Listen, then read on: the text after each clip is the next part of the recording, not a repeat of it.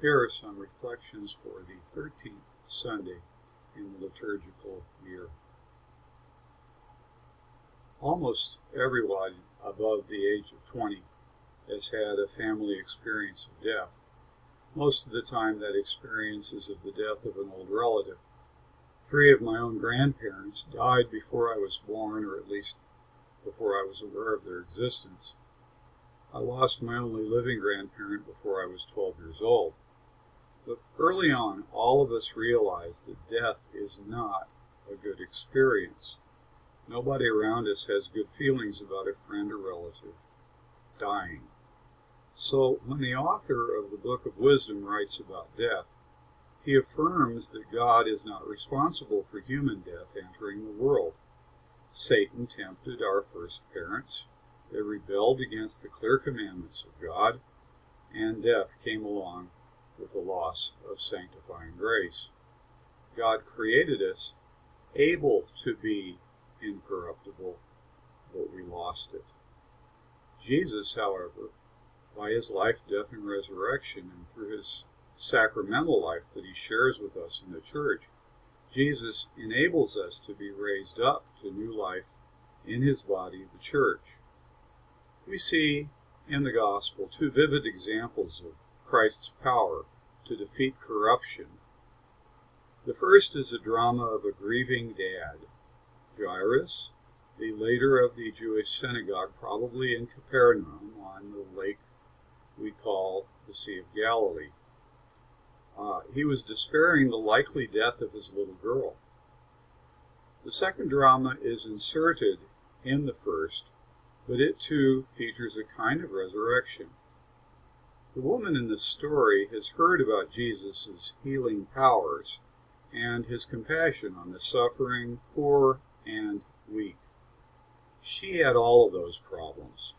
First, she suffered from hemorrhage, probably from her reproductive organs, that likely made her unable to have the joy of children and certainly disqualified her from ever praying in the synagogue that Jairus led. Her illness made her ritually unclean.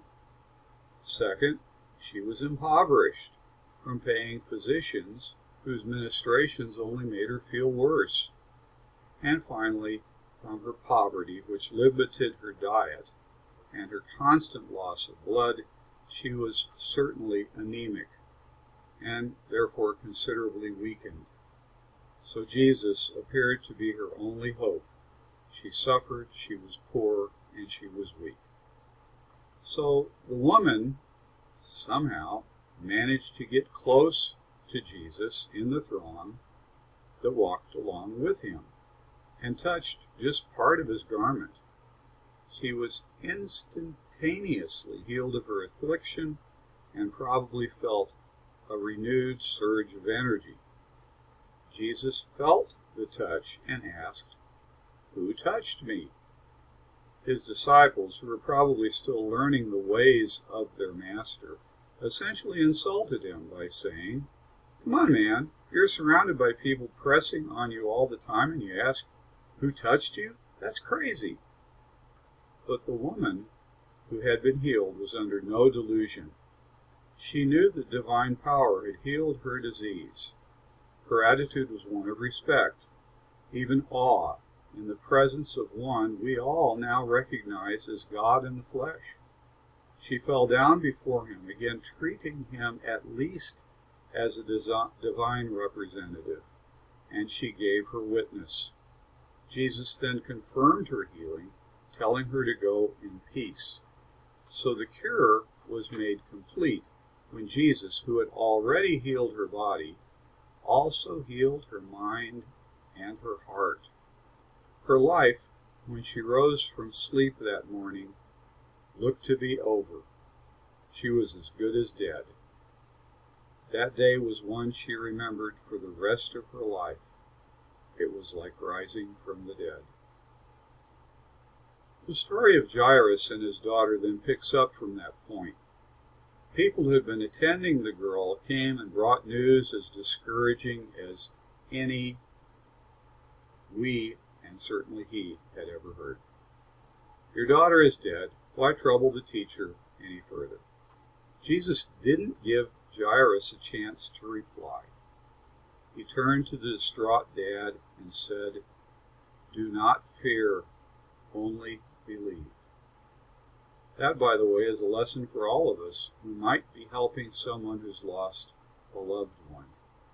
People who are grieving, they don't need to hear words like "your daughter is dead." What they need is our assuring presence and our encouragement, maybe just holding their hand.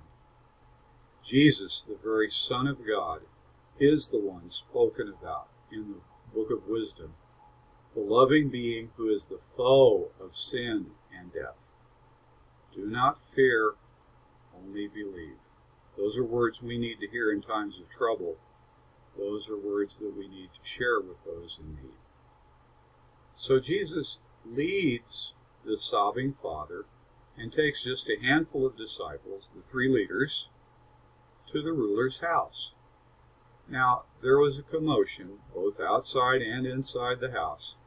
It's a fact that in some cultures there are even professional mourners who are employed to grieve at the death of a person.